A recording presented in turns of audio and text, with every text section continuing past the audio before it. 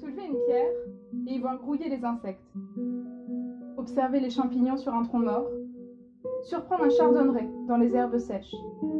S'émerveiller de la ramure d'un arbre. Le monde sauvage appelle et apaise. Mais combien ont la chance de marcher en forêt ou se promener dans un marais?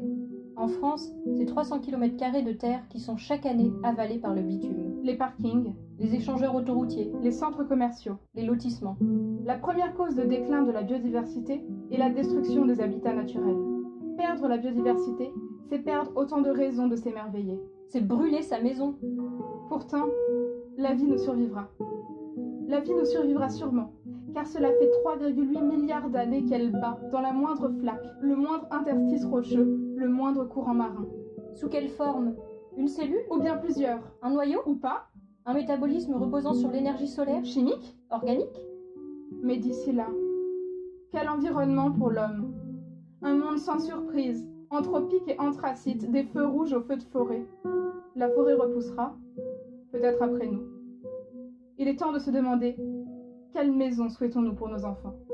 Réfléchissons. Nous avons le choix.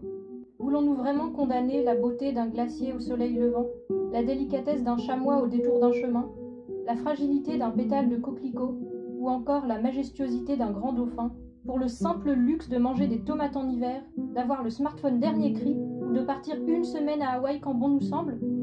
Qui rêve d'un monde où les oiseaux ne chantent plus, Où le loup, le renard et la belette sont des criminels qu'il faut abattre?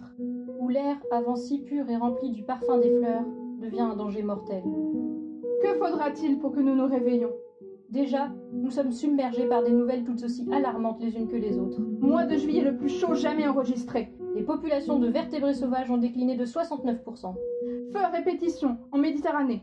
Réagissons avant qu'il ne soit trop tard et que nos enfants nous demandent. À quoi ressemblait une coccinelle? Même si tous les dégâts ne sont pas réparables, agir vaut mieux que fermer les yeux. Douter, avoir peur, se sentir seul, se sentir impuissant, c'est normal. Mais rappelons-nous le message du colibri. Chaque goutte compte. Et surtout, gardons toujours cette question en tête. Quelle maison souhaitons-nous pour nos enfants ?